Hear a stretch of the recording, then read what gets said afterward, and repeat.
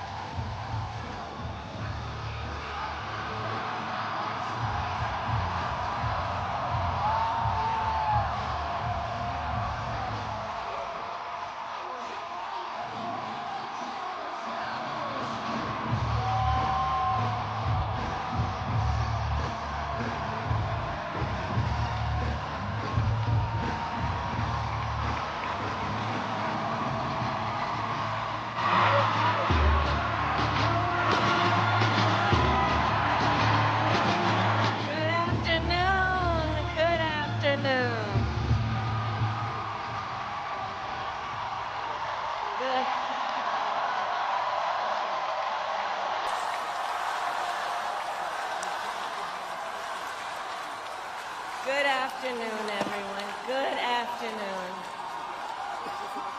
Good afternoon. Good afternoon. Thank you all. Thank you, thank you. Thank you, thank you. So let me say, and I love you back. And I love you back. So let me say, my heart is full today.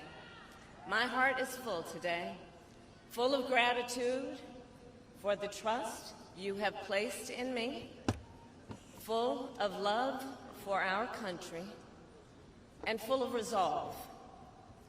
The outcome of this election is not what we wanted, not what we fought for, not what we voted for, but hear me when I say,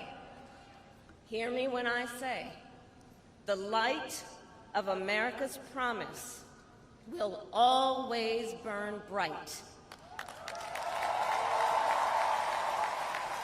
As long as we never give up, and as long as we keep fighting.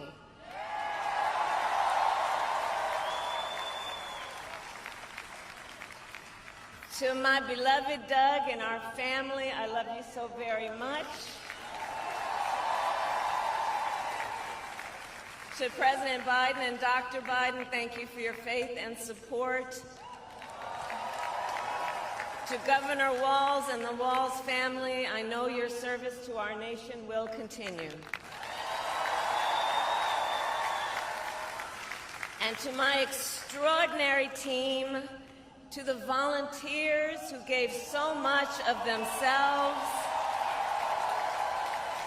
to the poll workers and the local election officials, I thank you all. Look, I am so proud of the race we ran, and the way we ran it,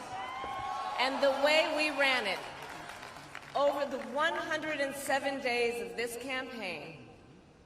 We have been intentional about building community and building coalitions, bringing people together from every walk of life and background, united by love of country with enthusiasm and joy in our fight for America's future.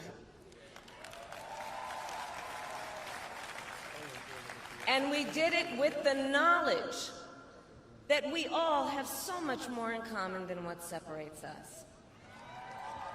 Now, I know folks are feeling and experiencing a range of emotions right now. I get it. But we must accept the results of this election.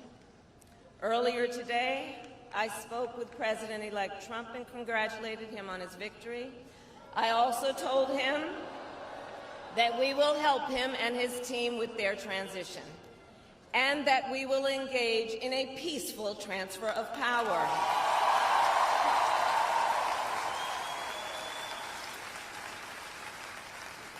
A fundamental principle of American democracy is that when we lose an election, we accept the results. That principle, as much as any other, distinguishes democracy from monarchy or tyranny. and anyone who seeks the public trust must honor it. At the same time, in our nation, we owe loyalty not to a president or a party, but to the Constitution of the United States.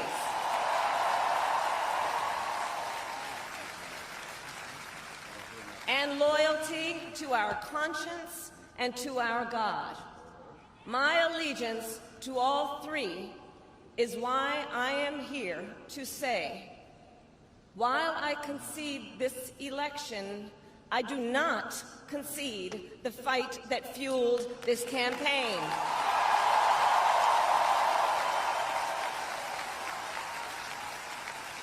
The fight for freedom, for opportunity, for fairness, and the dignity of all people. A fight for the ideals at the heart of our nation, the ideals that reflect America at our best.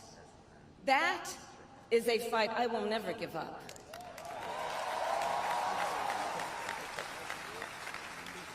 I will never give up the fight for a future where Americans can pursue their dreams, ambitions, and aspirations, where the women of America have the freedom to make decisions about their own body and not have their government telling them what to do.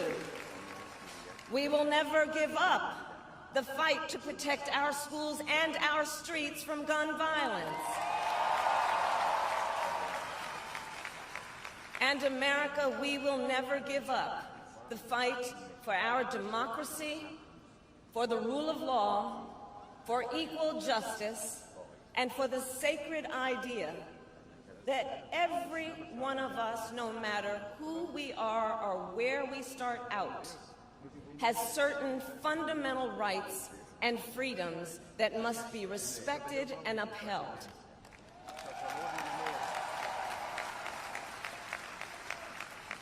And we will continue to wage this fight in the voting booth, in the courts, and in the public square. And we will also wage it in quieter ways, in how we live our lives, by treating one another with kindness and respect, by looking in the face of a stranger and seeing a neighbor, by always using our strength to lift people up, to fight for the dignity that all people deserve. The fight for our freedom will take hard work, but like I always say, we like hard work. Hard work is good work. Hard work can be joyful work. And the fight for our country is always worth it. It is always worth it.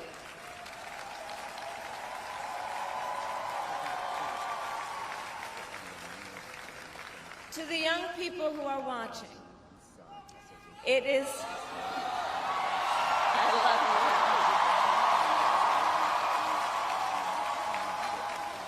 you. To the young people who are watching, it is okay to feel sad and disappointed, but please know it's going to be okay. On the campaign, I would often say, when we fight, we win. But here's the thing. Sometimes the fight takes a while. That doesn't mean we won't win. That doesn't mean we won't win. The important thing is don't ever give up. Don't ever give up. Don't ever stop trying to make the world a better place. You have power. You have power. And don't you ever listen when anyone tells you something is impossible because it has never been done before.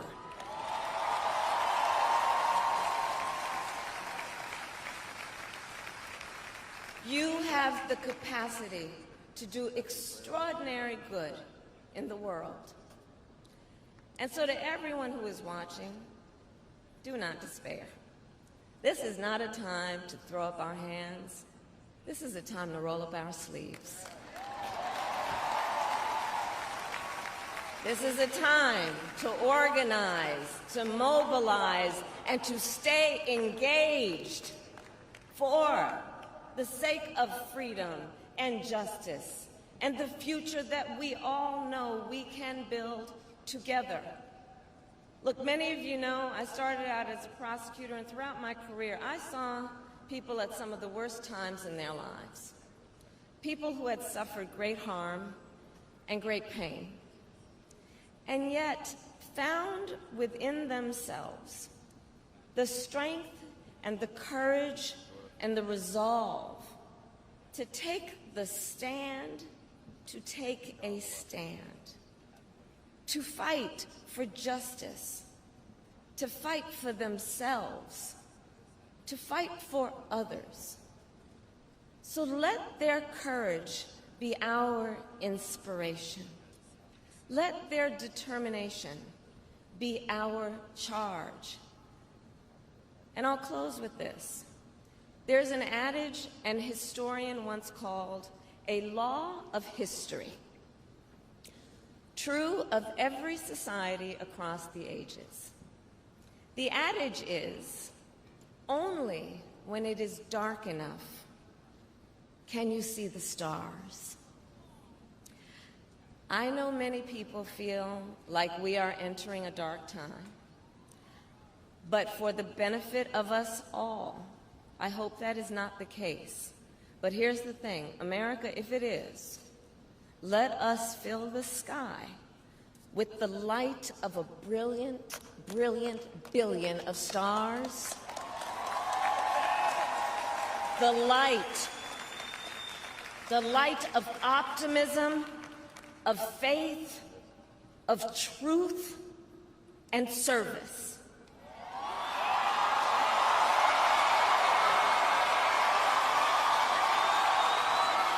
HU.